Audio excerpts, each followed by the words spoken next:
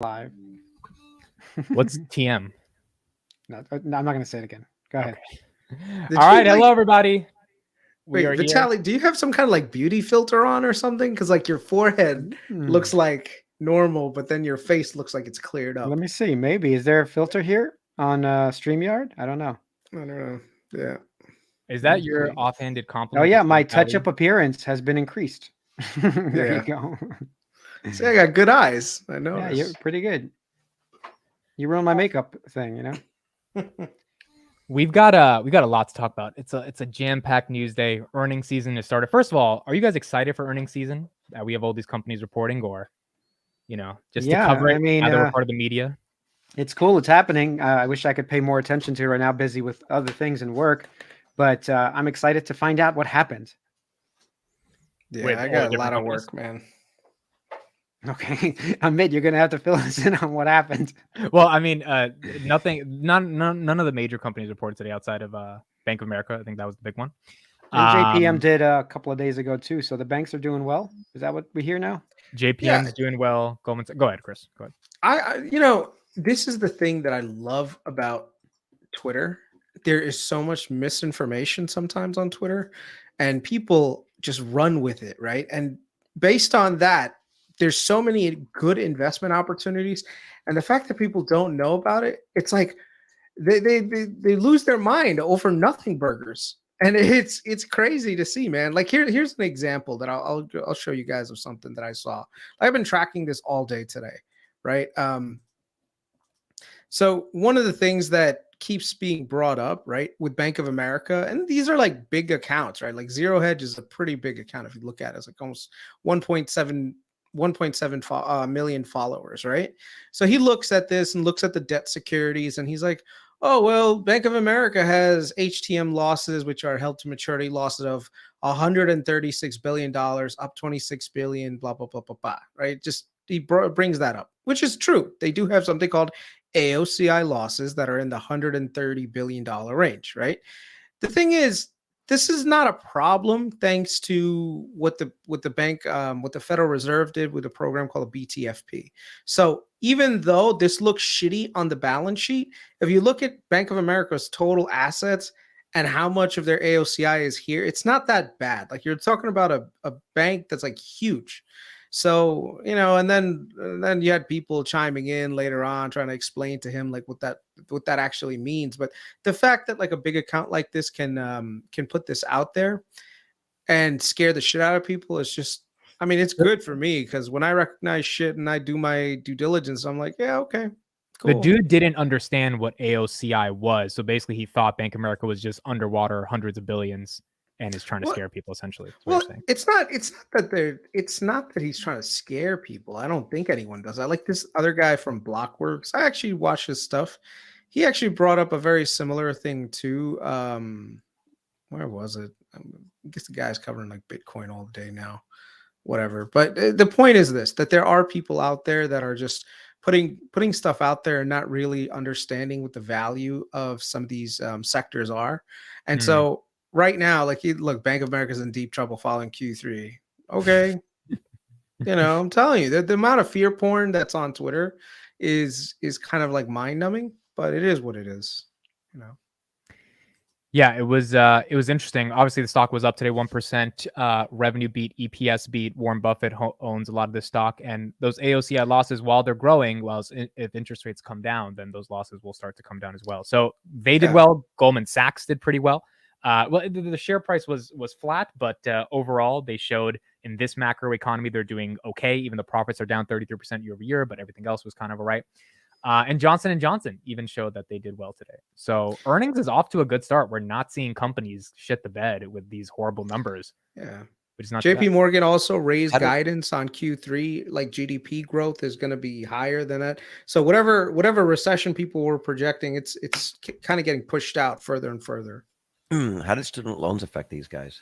Well, see, Carlos, that's a great point because the retail consumer sales came out today morning, and the retail consumers are spending 0.7% more month over month in terms of overall sales than they were in August. So consumer sales, like the shit we're spending, the Nike, the Apple, all the stuff we're buying, that's increasing month over month. It's not going down in terms of sales. Yeah, people know that. Well, People no, know that even no. if they weren't holding, even if like Bank of America weren't holding loans, that people would just be spending less because now they have to pay that student loan, right, every month. I'm just saying macro wise, it doesn't seem like student loans yet are affecting the consumer. Maybe they do in October, November, but as of now, people are buying Lululemon iPhones, right? Maybe because October is the first payment, right. so that's why. They're buying stuff they don't need. Correct. Let's get into that JP Morgan thing that came out today, Chris. So JP Morgan basically increased their GDP guidance for Q3 to 4.5%. A couple quarters ago, it was like negative or really low. It was 4.3. It was 3.5. Then they came to 4.3. Why do you think they're doing this? And are they doing it to pump their own shit, or do you actually think they think there's not going to be a recession? I think whatever recession there might come is getting pushed out further and further. Right now, JP Morgan is just, they've done an excellent job weathering the storm. They didn't issue a lot of mortgages during the 3%, the 3% and below period. Jamie Dimon is just an excellent CEO. And so one of the great things about JP Morgan is that they always tend to err on the side of like a very conservative outlook on things. And yet today, this didn't seem conservative. This seemed kind of like optimist. So the question here is, where do we go from here? And I think the recession is going to be pushed out beyond Christmas, maybe the first or second quarter of 2024. But even that recession is not going to be a bad one. I think maybe 10% correction, 15 at the most. And then after that, it's just like, okay, we're back to normal again. I'm seeing signs of disinflation and deflation all over the place. So I'm basing a lot of my investments on a future of rate cuts coming in the second, maybe third quarter of 2024. I think me and Chris are basing our investments on the same thesis at this point. Carlos, go ahead. No, I was just going to say, even this 10% correction could be after like a nice rally. Run. Yeah. So it's more like a correction off of like ridiculous highs or ridiculous valuations. Yeah, but I don't think we're going to see that recession everyone's thinking. It's just funny how when everyone expects something, it just never happens. Just never happens. In terms of the banks, just to not leave this for a second, did you guys see the interview with Steve Eisman, who says the whole sector is uninvestable? That was last week. Yep. What sector? The whole banking sector is regional, uninvestable. US and he banks, said if you have to buy one, fine, buy JPM. If you have to buy one bank. But in July, he said the banks are fine and we're going to melt up. Right. So in July, there was a really good clip of him being like, everything's good. And CNBC clickbaited because he's like, the big short guy says there's no recession coming. Now he's like, fuck the banks. Yeah. But if he gets new information, he's a guy who does change his mind. He doesn't just stick with whatever story he's, I love Tom Lee, but Tom Lee has the same story, this guy actually changes his story as information comes. And he says also there is no recession coming. At least we don't see it. And let's get the data point in before we say there's a recession coming. So I don't know. Sticking on banks, Chief's comment: the recession or 10 to 15% correction, which sector would be affected? Well, if it's a recession, it would be 10 to 15% correction across the whole market. It's not like one thing would be disproportionate. That would be what the sign when everything's just tanking and fear hits. Well, the correction is 10-15% for S&P. That's what we're talking about, because our growth stocks will be down 50%. No, that's one of the things that seems to get completely like taken out of context is with the S&P 500, the Magnificent Seven, as you call it, they have literally just outperformed everything. They're up 50% year over year. The rest of the S&P 500 is actually, the S&P 493 is actually down.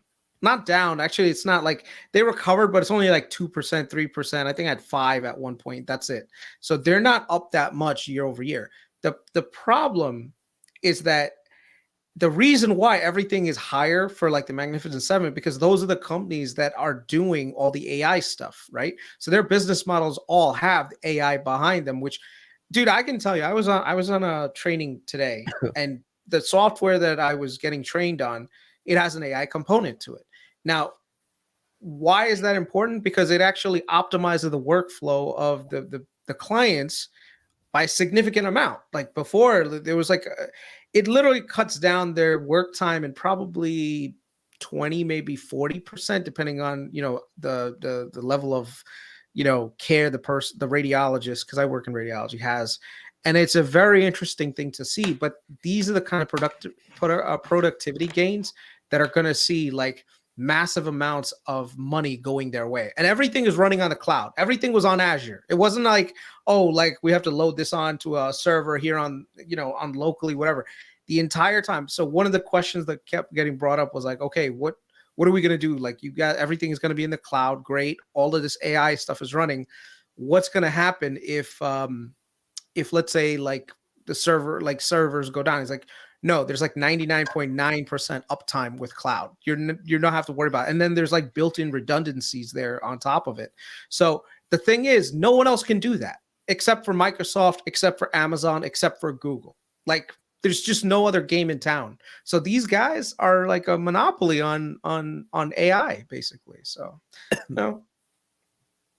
And Meta too. Sorry. Yeah, definitely in Meta. Before we close off on the banks, let's do a quick preview of this because I know people will want to know about this one. TFC reports tomorrow. Had a great day. Last earnings had some PTSD for me, at least.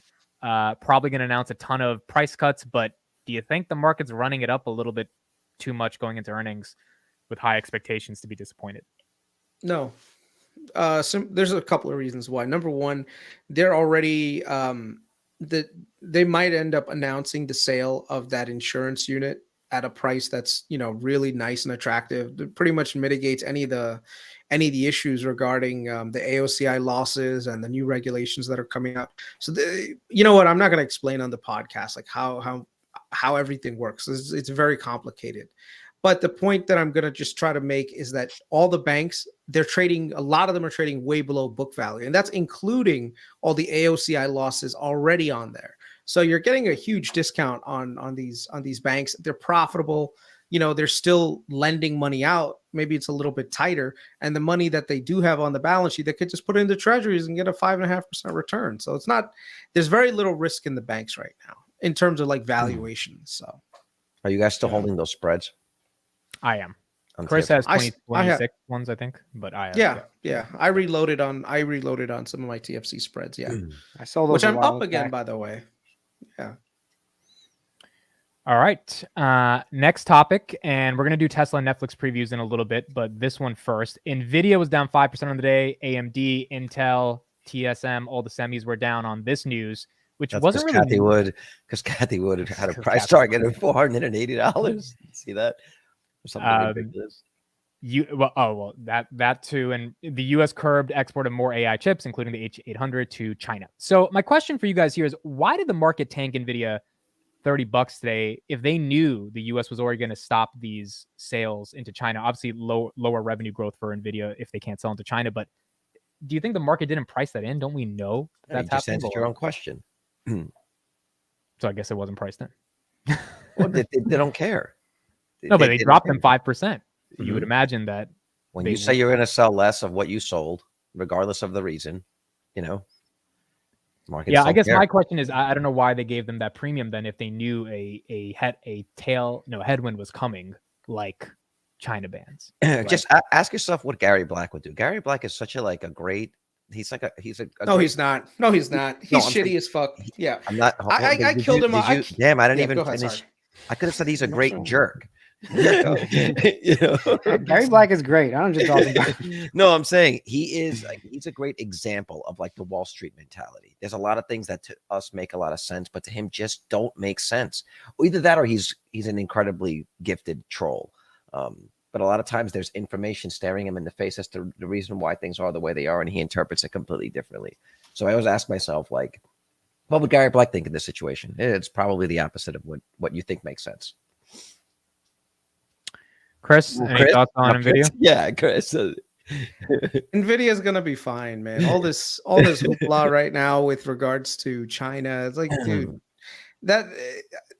okay. So China right now is a very important part of NVIDIA's business. About 20% of the revenue comes from China, right? The thing is, the AI portion of that revenue, we don't know how much of that really is being factored in, right? So that is an open-ended question. I think Nvidia for now, first of all, I think Nvidia is overvalued, because if this AI thing, everyone is already developing their own AI chips anyway. But the people who sold off today based on just like the headline thing from China, I don't think that's I don't think that was the smartest thing. This was an overreaction to news that yeah, it's just an overreaction. Tessa's comment at 416. She's right. Whatever China doesn't buy, Elon's going to swoop it up and take it while they build up the dojo. And Amazon and Microsoft. They'll just take it. Like they're not going to sit there collecting dust. Those semiconductors, those chips, they're not. So let's transition to that, because that one's interesting. Tesla earnings tomorrow, 4:05 p.m. Eastern Standard Time. Revenue $24 billion, up 12% year over year. That's what the street is expecting, and they're expecting EPS to be down about 23% year over year. Gross margins on autos 19%. Do you think there's any world where Tesla stays flat tomorrow, or either is it up or is it down? Like, out of the three scenarios, doesn't it seem like the markets are kind of bored of Tesla stock right now? Yes, it does. It very much does. It seems like, it used to be like a bellwether, especially around earnings. But I almost wish that Tesla earnings were after GM and Stellantis and Ford. I think we get a different reaction with Tesla going first. But who knows? I mean, you could still get a run up on Tesla, but it'd be nice to see that comparison like come out the next week. But gross automotive margins at 19%. I mean, the street still wants a 2 in front of that number, but that's still pretty good. Vitaly, your thoughts on earnings? I'm surprised they're hanging on this well, honestly. I thought it'd be lower by now. And also EPS is down. I don't know. This doesn't sound good. Short term, it doesn't sound good. Well, it's all about like unit sales and up converts, like upsells. How much are they upselling? Yeah, but that's earnings per share. So I'm not sure why is it lower, because the revenue is going up. So maybe someone can explain to me what actually is happening. I have not looked. Do they issue more shares? That's what it looks like. I mean, but I don't know are they issuing shares? Can we check that out? Why is that in a 10K? Can we look at the outstanding share count? Why is EPS going down? It doesn't sound good. Maybe that's one of the reasons why they're doing the buyback. And it's still hanging in there. I'm shocked it's at 250 still. Yeah, that's still pretty damn good. 3.17 billion. Incredibly good. Incredibly good. Yeah, I thought it'd be at $200 by now. Bobo makes a good comment. Everyone is expecting Tesla to tank, so it will moon. This is very plausible. This is very plausible. Like, if you just look at it, that's year to date. It's basically been flat. It's been trading around a certain range, which that is good though. That is good, because anyone that wanted to sell, year to date it's up, I believe. Yeah, but just look at it from from June, basically June to now. It's just been flat. So it's like basically the buyers and sellers can trade positions, right? Everyone that wanted to sell had time to sell. 150%, fellas. It's up 150% year to date. Yeah, year to date. Yeah. There's been a lot of info since January. Still, it had a good run. Not surprised it's at least staying steady. I don't think we're going. Everybody keeps all these bulls like we're going over 300 every single week. We're going over 300 every single. It's like, why? It's up 150%. Strength plan is that guy, that guy on Twitter. Oh my God, there's so many of them. You know what though? I'm kind of annoyed, and I don't know. I feel like I'm kind of annoyed now of the Cybertruck. They need to just release the fucking car already. I don't want to see any more videos of a Cybertruck. It's happening. Yeah, I don't want to see it. I want the date. Just announce the freaking date already. I'm getting a little annoyed now of these Cybertruck videos on my. Let me give at least a positive, because I did have service done to my car, and I thought I was going to be there all day. They had to fix. I had a vent problem. Apparently, the vent on the passenger side was not working correctly. So, I know if I go to a mechanic for that kind of stuff, oh man, I probably have to leave the car. And I was like, oh, damn it, I have to leave the car, which would suck. So I go there, and they're busy, of course. They're busy as hell. They take the car. They also didn't charge me for the steering wheel. The glue behind the steering wheel was coming off. So, the actual leather. Yeah. And I was like, well, this should be under warranty or a manufacturer defect if the glue's coming off. I didn't do that, So they replaced the steering wheel for free. Okay. They fixed the vent system. He said it was actually broken inside the car. They actually took it apart. They fixed it all within 2 hours. Yeah. And I was like, wait, was that mobile? Did they come to your house? no. I had to drive there. That was the only negative. It's an hour for me. But still, the fact that I was only there for 2 hours at the actual place, like they are efficient in terms of fixing these. Because I remember the first time I went there, like years ago when I got the car, I would be there the whole day, you know? Yeah. So much more efficient now in terms of fixing these things. They are. They're getting better. And I told you guys my story with Tesla service. I'll talk about that a little bit later, like maybe in a month or so, once everything works itself out. But is it fully done, or you're still not yet? Not yet. But that's right. I was rage driving and blaming Tesla for the glue. No, Tesla service is good. They're good. Administratively, they're good. And it's a little bit difficult, some of the communication, like they really try to prevent you from actually getting on the phone with someone, obviously, because they want it's all app based. But you can get them on the phone. Like you can actually get them on the phone. I figured out the way to, the number to call and you can get them on the phone. And that definitely improved a lot of the experience, because you could just tell someone, hey, this is what's going on. They love the app thing, which is annoying in some respect. But and what's funny, when I was there sitting, I came up to him because the app wasn't updating or didn't even update it. I came up to him after an hour and a half, and I said, "Hey, so what's going on? I just want to know the update. Do I have to wait here? Should I leave?" And he's like, "Okay, don't worry about it. We'll find you and we'll tell you." Never came back. The guy never. So what do you mean we'll find you? What do you mean? Well, like a Liam Neeson thing. We will find you. I'll come and tell you what happened. The guy who was responsible at the desk. Yeah. They don't do that, but it was updated in the app if you get the alerts. Yeah. So. Yeah. Just to address the super chat someone put in there, free Palestine. You don't have. No, I'm gonna address it. I'm gonna address it because it's. Oh, you pay $2. Has to be. Give him a $2 answer. No, I personally didn't. I just don't want to get super political here. That's why I don't care. Yeah. No, I'm not going to get political. Look, whatever's happening over there right now is tragedy on both sides of the aisle. Okay. It's whether you're Jewish, whether you're Muslim. Look, there's dead kids, there's dead people, there's dead old people. None of what is happening over there is anything good. So to bring it up in either context, whether you're on the Israeli side of things, whether you're on the Palestinian side of things, right now is probably not the right time to bring anything up. Everything that's happening right now is just everyone is stirring shit up on either side. And that's one of the reasons why I'm not commenting on Twitter at all about it. Why? Because I don't even know the facts right now, what's going on. There was an incident today. There was a hospital in Gaza that at first it was like, oh, the Israelis bombed a hospital and killed 500 people. And then, then the news comes out that, it was no, I'm just saying there's so much misinformation right now into this thing. And I have nothing of value to add into this. Bro, it's such a good point you're bringing up, because I'm seeing celebrities like rappers start putting up Instagram stories. But I'm like, dude, you don't know anything. Like so it's like, it doesn't matter if you're on whatever side or not. That's why for someone to manipulate using a super chat and think they're entitled to voice their political opinion because they gave us some money. No, they aren't. And I don't want to see it again, honestly. I don't even want to deal with it.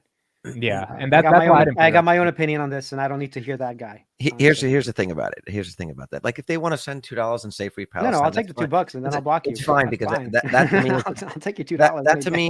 That to me is like literally like the least you could do. It's like when some tragedy happens, everyone changes their like profile picture or something. It's meaningless. It's the least you can do. If you want to send $2, that's fine. But at the end of the day, like, we've never put ourselves out there that we were experts in Middle Eastern politics. It's not a political show, and so if somebody wants to come and like spam us by throwing $2, I'm fine. It's fine. I wish it was funny.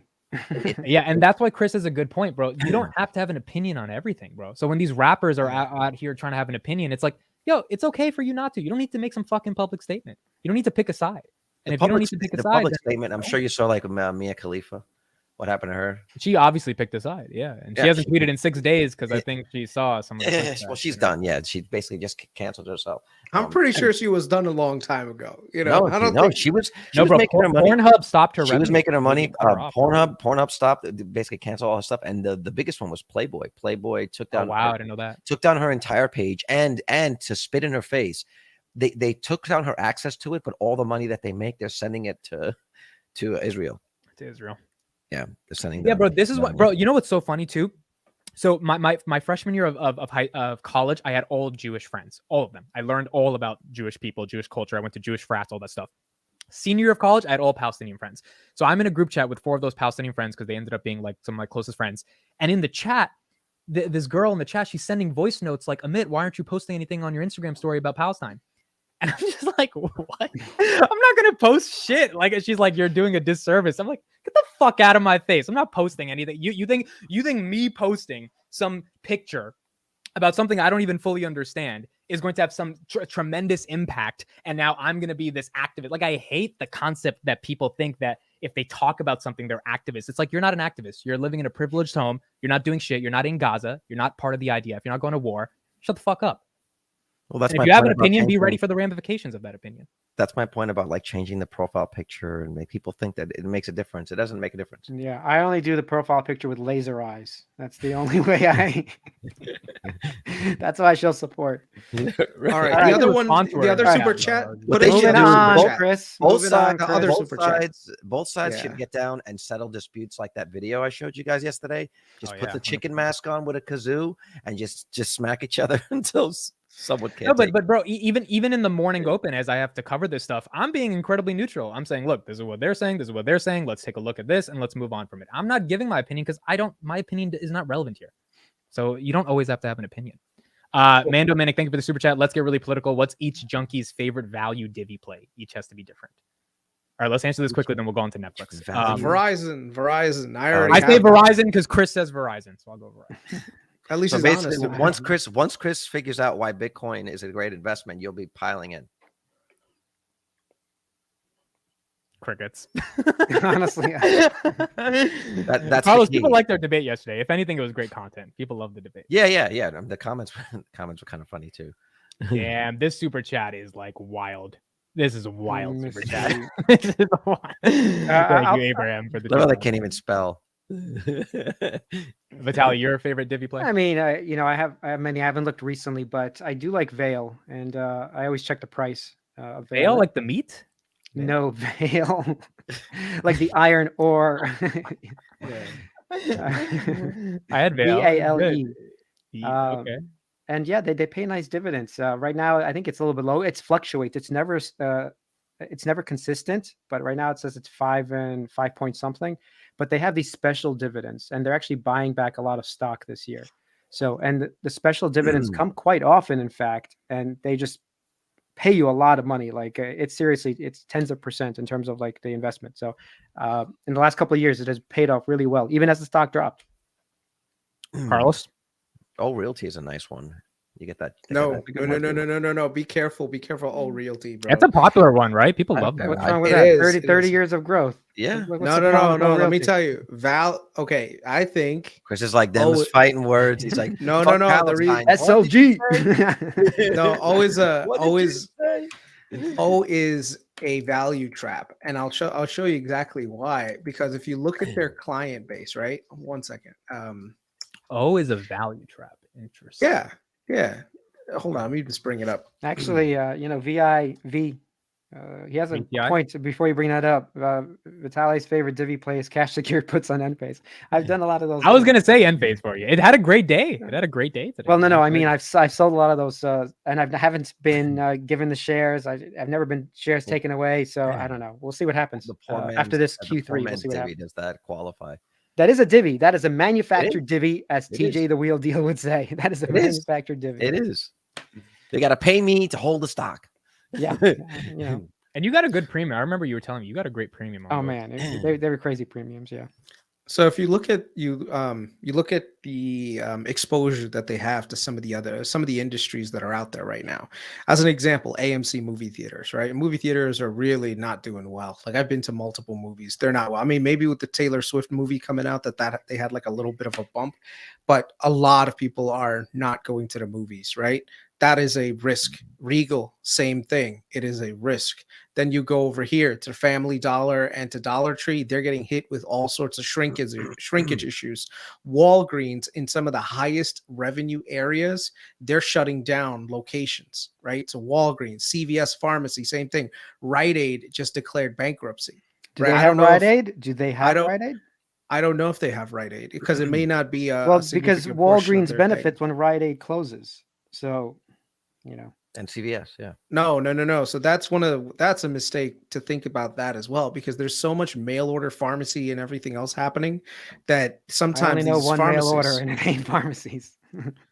No, even Mail Kaiser, order even bribe. Kaiser, like the hospitals yeah, have that service now. They just don't want the people coming in for that. It's just yeah.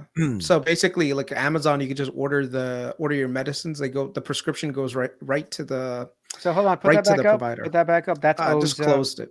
I just Oh. closed it. Let me put no. it back If you're up. saying, Yeah. listen, if the stores are actually like, it doesn't matter how well the businesses are doing for them. It As just long matters as that they're the not stores going stay open, bankrupt right? and they're paying their rent, O gets paid. Right. But the problem is the income that you're getting, right? Because it's triple net leased. What ends up happening is it's all marginal, right? So if you have an unoccupied store sitting there, that is a significant amount of money that's not going to be coming through the door for you. So that's the key to look at. So I'm not saying that, oh, by any means, O is going to go bankrupt, but it also means that their dividend is not exactly the safest if the underlying like tenants start dropping off, and especially if you have like higher vacancies start appearing. So that's the issue. So Well, if you look I at, mean, I haven't looked yeah. recently into their vacancies, but they have always kept a 98, 99% in terms of occupancy. So I don't know if that's changing now. Maybe it is. Maybe that's why they've sort of suffered. They have tanked a bit, you know? Yeah, well, that's why then you just move the money somewhere else. That's one of the things that I like about them, right? It's like you're only really in that for the dividend. The capital appreciation. Yeah, I mean, honestly, as long as the dividend is stable, I really don't care what happens too much to the stock. I wasn't looking for the massive capital appreciation with I was just looking for a consistent monthly dividend, which I don't mind getting.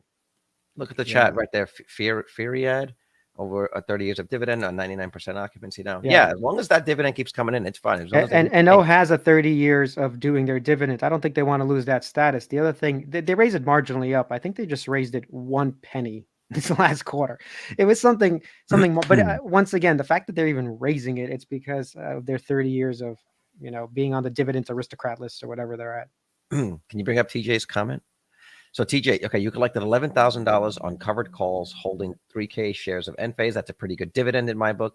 150 strike for 11.17. Cost basis 134. Okay, that's what I was going to ask. When is their earnings? 11.17. 26th. Oh, so he's playing earnings. The 26th of this month? Yep. Coming up next week. All right. I would be really scared to do something right before earnings or on earnings day. It's a serious gamble. It's literally either going to 150 or 140 or staying flat, or it's like 100. No, it's either going to 180 or it's going to 100. Yeah, but if you look, you think that's the delta, 180 or 100? I mean, if they announce good guidance, it's going up. Absolutely, good guidance. Yeah, but if they do not, and they are suffering because the rates are high, etc., and people aren't buying solar, they're going straight down. Vitaly, what does your gut tell you? Because last time I asked you for your gut before Q3, you're like, I think it'll be okay. And it wasn't. Do you trust your gut again, or do you? I don't trust it. I was there like, man, I have no idea, right? No, but also that's why I have the shares. Like that's why I mostly have been buying. No, but do you think it's gonna go down or up? Gun to your head, what do you think? I would say down. Think down. But once again, like I've been buying shares. So even though I am saying going down, I have been buying a lot of shares. So take that for what you will, because I don't really care in the interim what happens. Yeah. And if it goes down, I'm actually making sure I have enough money to buy more shares. Okay. Let's do this preview. Did you guys see this? Yep. This is just Enphase related. Go ahead. I think it's this. Yeah. Although TJ has the right idea, just to mention that for a second. Like if he loses part of his stake and he's collected $12,000 and he gets paid the 150, whatever his strike is. So, he makes some money and he walks away, maybe not super rich, but he walks away with money. Never a bad thing. India expansion. Enphase is thrilled to announce its expansion into India with the launch of its most powerful microinverters to date. What I liked hearing about this one is, what did it say here? To maximize support higher powered solar modules through increased energy harvesting. That was a big thing for me. That means that if you put these in microinverters on your roof, then you can continually scale up the cheapest part of your system, which is the solar panels, and not have to replace the inverters. That was a big thing. Were they not in India before yesterday when they announced this? I think they were, but they're expanding. So all their operations are expanding across the world, not only in India. So that's the thing. They are literally expanding as we speak, and people are saying they're dying. Do you know what I mean? So I'm sorry. These microinverters work seamlessly with the Enphase energy system to enable over-the-air updates. That's a big deal. Normally, the installers have to come to your house and plug in to update shit. Yeah, I would imagine India is a huge market for them. 1.3 billion people, right? They're trying to get off of coal and gas and all that stuff. And I mean, solar, India, the sun is great. So I would imagine that's a great The market. sun When is you- great. He's Sun- sun yeah. good over there. I know the sun personally. That Indian know. sun. he's Under my 25 degrees, it's tough. Well, when you look at those countries that typically like the oil producers, the other thing that they do have is a lot of sun. I mean, a lot of clean, cloudless skies that they could monetize. Look, at the end of the day, guys, if you're paying attention, nobody opens 3 factories in America. Right now, they opened 3 this year, and they're opening 3 more. I don't know when the plan is, probably next year. I think they slowed it down a bit. They were going to do 6. Now they did 3. I think they're doing 3 more next year. Nobody's expanding to make millions of microinverters for nobody to buy them. So the story's still intact. It's shut down for the next year, let's say. Chris, I saw your reaction when you saw this chat. You did it. Chris didn't even smile. He was just like, "What the fuck is He's that?" like, "Hoy miles, hoy miles, hoy miles." Like, Hey, 5 times in the mirror. Over the dog, Chris. Little Candyman comes out. You're right. If you say Hoy Miles 5 times, Candyman comes. Okay, real quick question before we go to Netflix. If you had a dog, what would you name it? I would name it Bubba. It would be Bubba the dog. I think that's the cutest name for a dog, Bubba. I already know what I'm gonna name. I already know what I name my dog. But as soon as we finish with the kids and stuff, I want to get a beagle and I want to name him Peeve, so I can say I have a pet peeve. I just wanted that joke to make that joke real for years. It works. All right, dad jokes. All right, Vitaly, what do you? Gonna have a dog named. I mean, Peeve. I have a dog, and we called her Hazel. There you go. Oh yeah, you do have a dog. I forgot Hazel. Put in the chat. What would you name your dog? My a chick I know had a dog back in the day, and she named him Dog. I was like, oh my god, that's so cute. How do you spell it? She's like Dog. I was like, oh, I get it. She's all like Mexican, had an accent. So she goes like Dog, and then it was like I was thinking Diogi. Right, you would think it had it was Dog. I was like, that's really clever. Good on you. Name it Elon. Chris, what would you name the dog? Elon. No. I had a dog and it passed away recently, so I'm definitely not gonna. Okay. Yeah, this was my dog right here. Like how long did you have it? How many years? He just passed away, so he was 11 years old. You know, corgis usually last about that long. So like, here's like one of the earliest videos I have of him. It's probably one of my like. What was the dog's name again?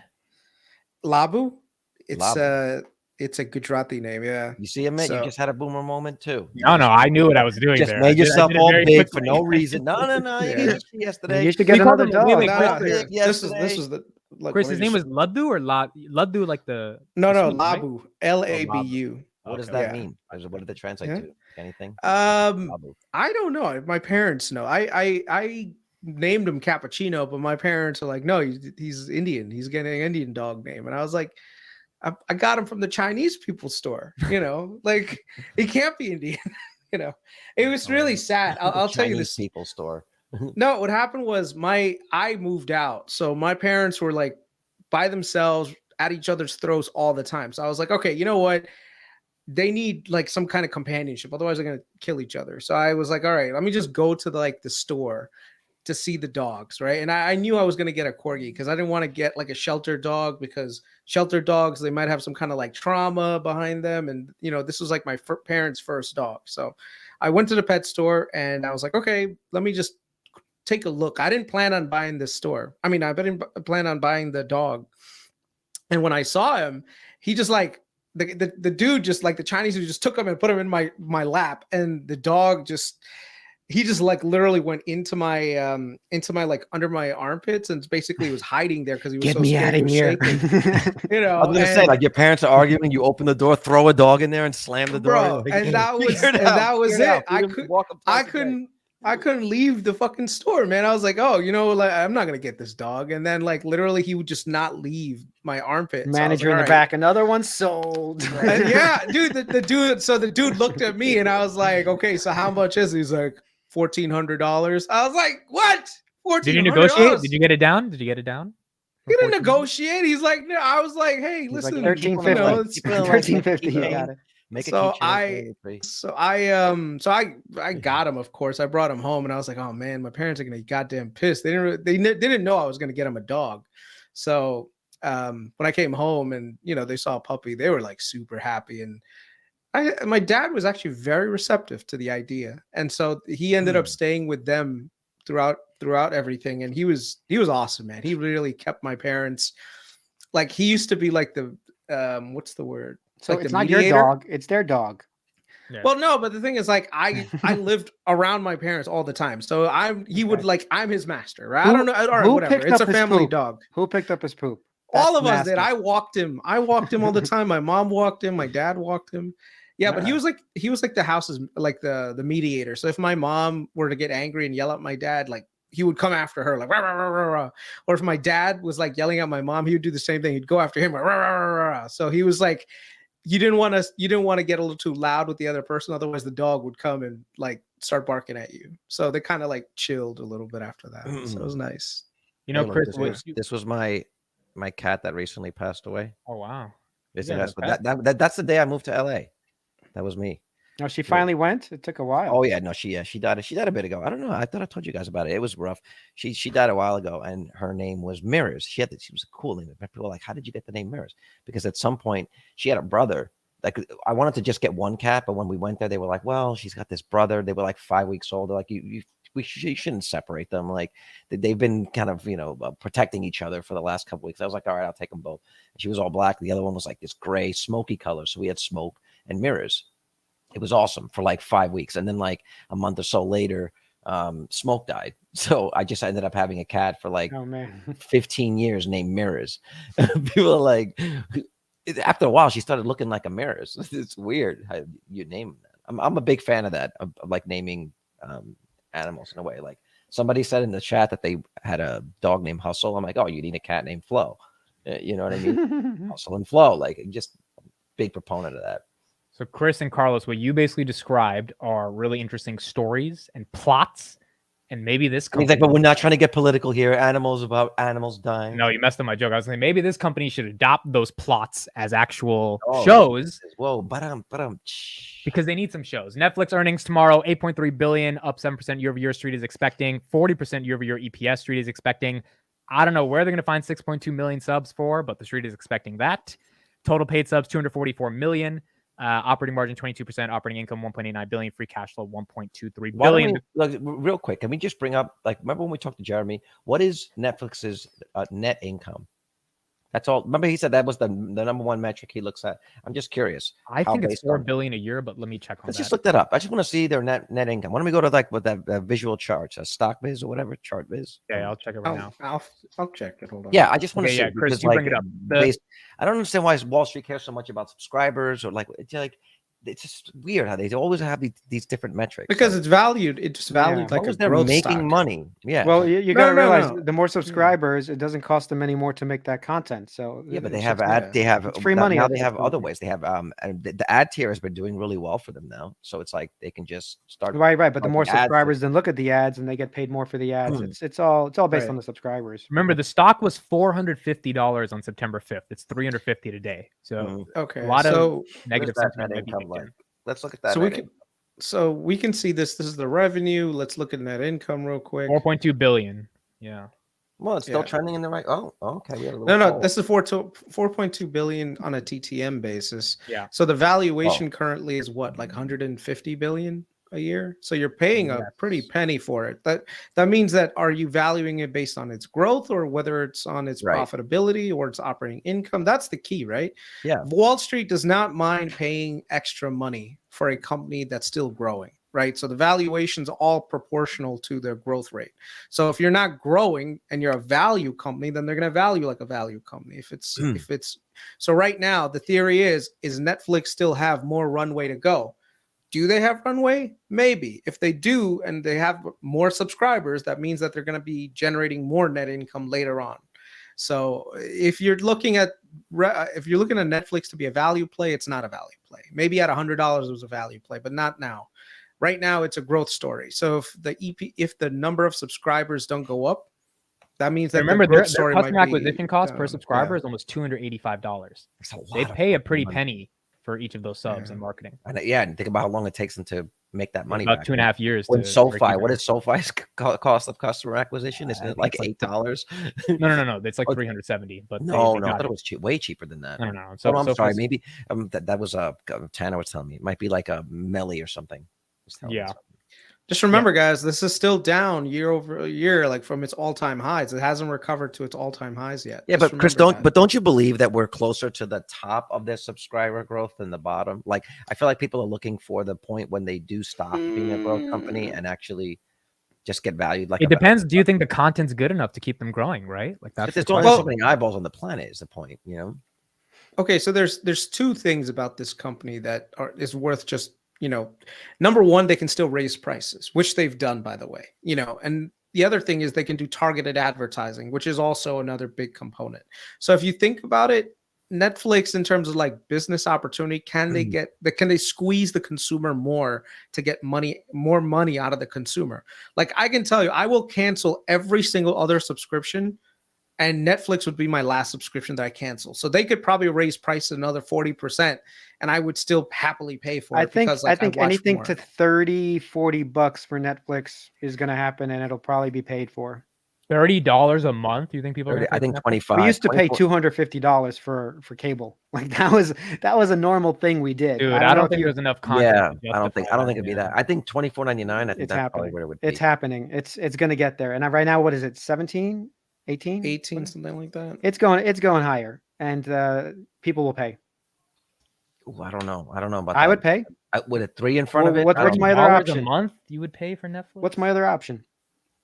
YouTube. Watch spend time with your wife. Go to YouTube. Just watch Finance. Why do you gotta watch Squid Game or whatever? Like, listen, not everybody wants to watch Finance Junkies or whatever else is on YouTube. No, I watch a lot of YouTube, first of all. But what was that chart you at shared? the end of the day, I do like high quality content by real directors and cinematographers and good actors. I like that stuff, and I think Carlos likes some of that stuff too. Maybe I do, but I'm one of those guys that spends the majority of my time just watching YouTube. I know, but would you cancel if they went to $25? Would you cancel your Netflix because you watch YouTube? $24.99. I would. Dude, how many hours a week do you realistically watch Netflix? All of you guys.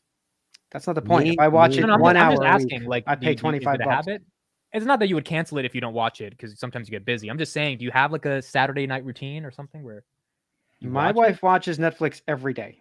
My kids turn on Netflix every day at dinner. I don't turn it on every day, but I wouldn't cancel it. Probably 3 times a week, something. I mean, it's so different from family to family. Like, my wife does watch a couple of shows on Netflix, but I don't know. She's mostly watching just cable TV, like regular cable TV, just like catching up on news or watching shows that I work on. So if you look at the prices right now, and I think this is actually kind of old. This is from 2019. This doesn't even capture the new prices that they have. Like, 1 second. Look at that, $12.99. Let me see. And people are still paying. And Amit, can you bring up that chart that you had? I think you posted it on X about that right here. Overtook Netflix. Was that you? Didn't you post that? It definitely wasn't me. Yeah, you posted a thing where it was like YouTube has overtaken Netflix. Oh, we talked about it on this podcast a couple of weeks ago. There was a chart that went along with that, with like a certain demographic. The younger demographic is watching more YouTube than anything. Yeah. YouTube is slowly starting to eat into streaming's lunch, which streaming was eating into cable. Cables. Yeah, but it's not one or the other. My kids love YouTube too, but they still watch their shows. They have their favorite shows on Netflix. So let me ask you a question. If you had to give up Netflix or YouTube, what would you give up?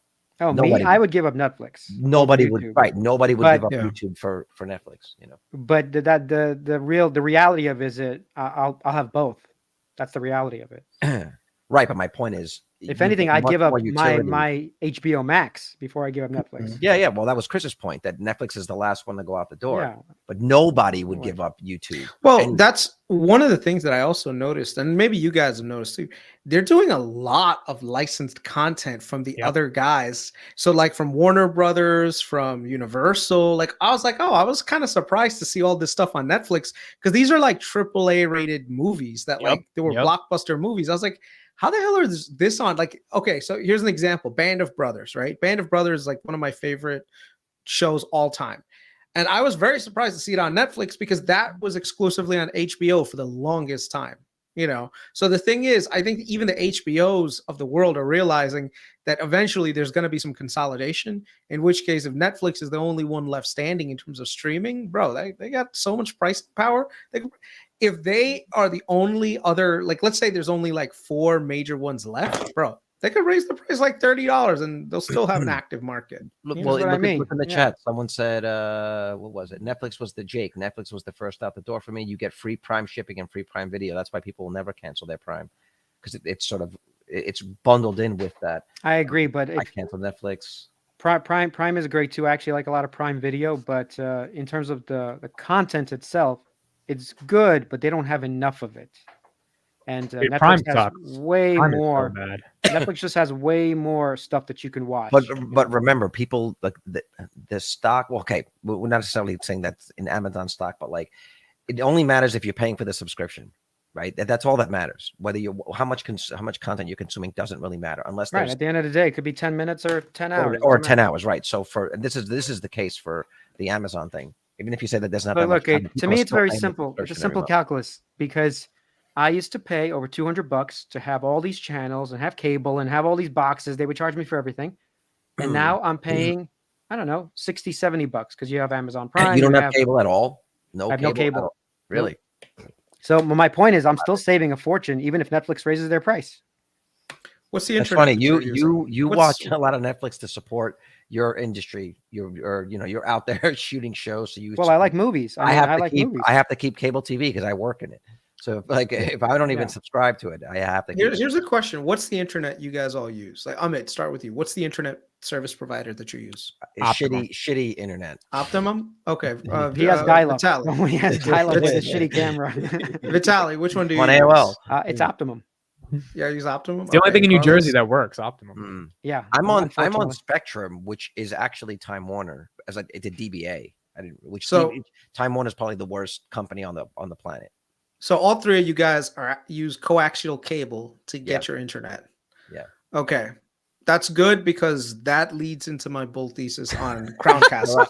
He just wants to do more And DD, bro. Verizon. On Verizon. Can we save for tomorrow? We got Chris 6 is minutes the left. master of the hard segue. Like, do you do that when you're driving? Do you make 90-degree turns, like driving at 80 miles an hour? Yo, that must help you with your wife, bro. She's talking about something. He has one Verizon. question, the No, whole let me tell conversation. you, there are. Honey, do you have Verizon or It's Comcast? like you're yelling at me, and One that's of- a screaming dividend I don't need every month. I would recommend one of you guys get Verizon fixed wireless home internet if it's available in your area, which probably is, especially going forward now because they just cleared up that spectrum. Test it out and see if it'll replace your cable and But- look at the total cost versus what you're doing right now. Because I can tell you that is going to be a big revolutionary thing that's coming in the next 5 years. There are going to be so many people switching away from traditional cable Why? to 5G. Hold on. home I have internet. no reason to switch away as long as it's the same price. I have no reason unless it's 10 times faster and 10 times better Okay, to go to I'll Verizon. I'll tell you right now. So you're going to be traveling to all these locations, right? Yeah, I have a You're phone gonna plan need- too. You're going to need internet, right? I do To not basically, have it. but you have limited hotspot, right? 5 gig. Right. Now here's the thing: you can just take that box right now, take it with you, and boom, you Yeah, have internet. I guess my there. wife doesn't need internet at home. I'll just No, take no, it you back. could order. No, I'm saying you could order 2 of them. You You get can another order one, I another get one you, just I in get you. case. You know, the point that I'm trying to make is that the setup with 5G home internet is so easy. There's no cable guy coming in. There's no nothing, literally, and the uptime is better than cable. Like I had cable, I had Optimum, just like you guys, for like the last 5 years. All right. T-Mobile is what I have. I have 5G home internet from T-Mobile because T-Mobile reached out to me first, and I already have T-Mobile. I have all these discounts with T-Mobile. And let me tell you, I love the fucking service. It's so great, no downtime How is it? whatsoever. Yeah, but how is it? Huh? How is it in inclement weather? Great. Nothing whatsoever has gone wrong with it. It just That's depends actually where you are, by the way. performed I don't have Verizon hotspots that are good or T-Mobile hotspots, even though I have Yeah. T-Mobile service. Well, I don't no, have. no, I no. don't- So- it's not good around here. So that's the alpha that I'm talking about because that spectrum clearance that they were able to buy in 2001 and 2021 is finally being implemented across the country. So right now, that spectrum usually was going to the satellite people. That was actually causing a lot of interference. So now that spectrum has been completely cleared, they can actually monetize a lot of these streaming things. And let me tell you, if you look at some of the videos on like especially with Verizon's wideband, let me just show you guys real quick. A lot of buddies of mine that work from home, like we cannot have our internet go down, right? We just cannot have it go down. I can tell you, so a lot of what people, yeah, what a lot of this people one, just to make a point, what they do is they have two services. I'm actually thinking about getting a second one, and one of them would be a backup. Like I have Carlos, highest try level this. of spectrum, and then I was thinking of Starlink actually, just to get it, just in case some shit goes down, I can connect another way, because I cannot ever miss work from that. This is a speed test for 5G ultra wideband from Verizon. All right. From Elite Tech TV. I'm in New York City, going to do a quick speed test using Verizon's ultra wideband 5G speeds. Let's get it.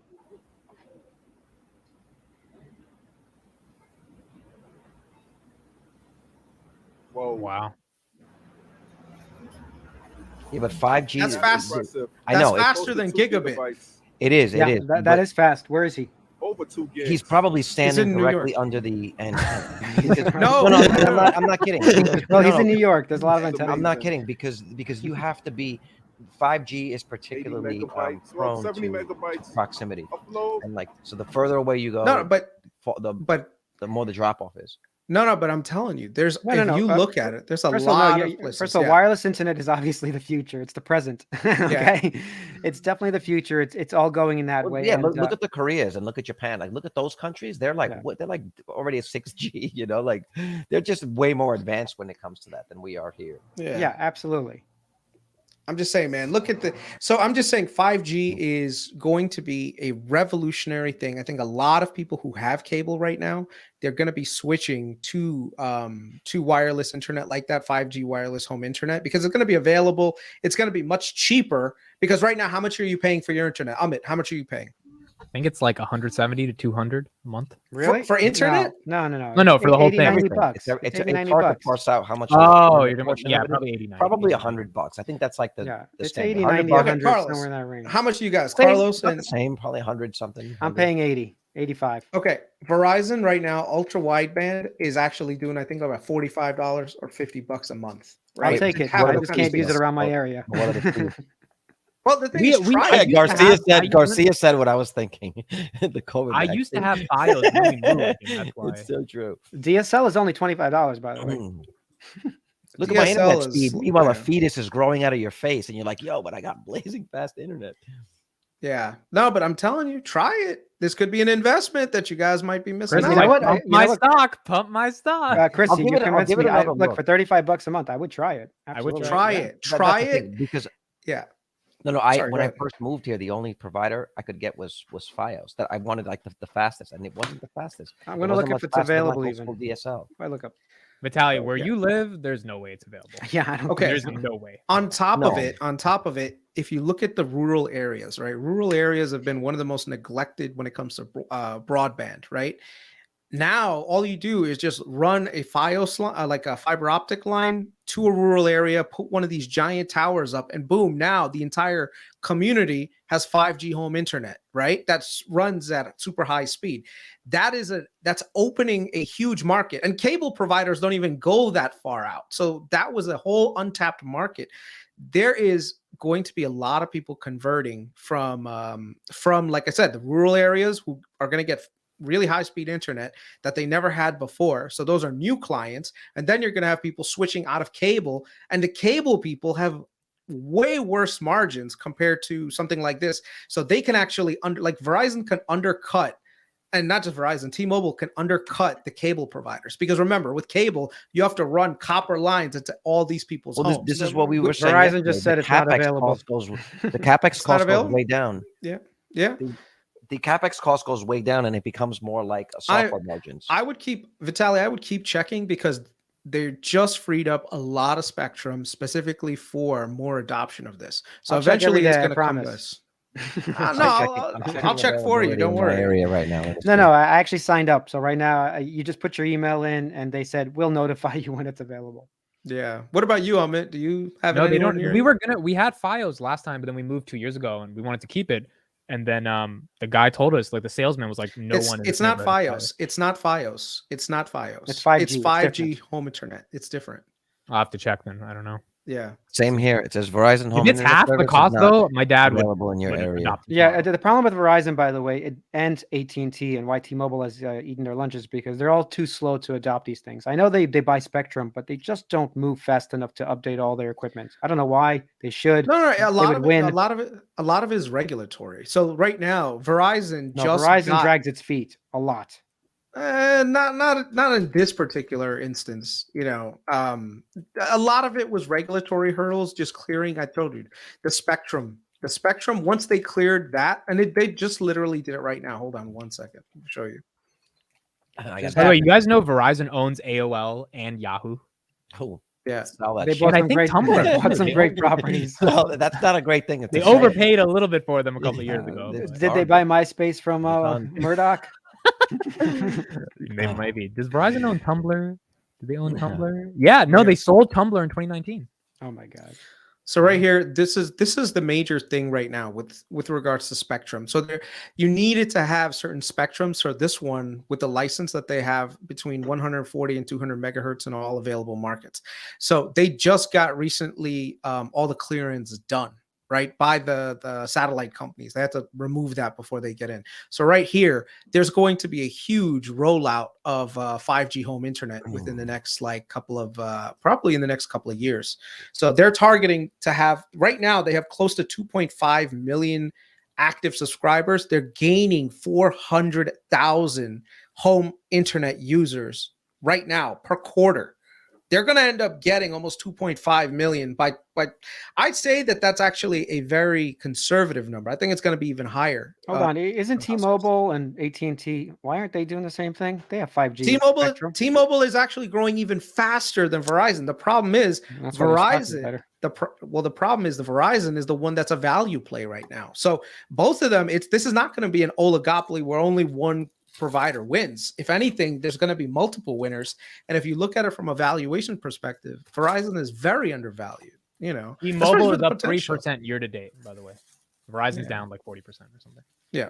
And by the way, it is an oligopoly. It's not a monopoly. I think that's what you're trying to say. Yeah, oligopoly. Yeah. All right, guys, I got a jet. Pick up the Yeah. kiddo. All right, Same that's thing, it. Thank you yeah. everybody for joining. We'll see you tomorrow for Netflix and Tesla. We'll see what's And more Verizon coverage. more Verizon coverage. Thank you, All right, bye, everybody. guys. Bye-bye. Bye. Have a good one. Later.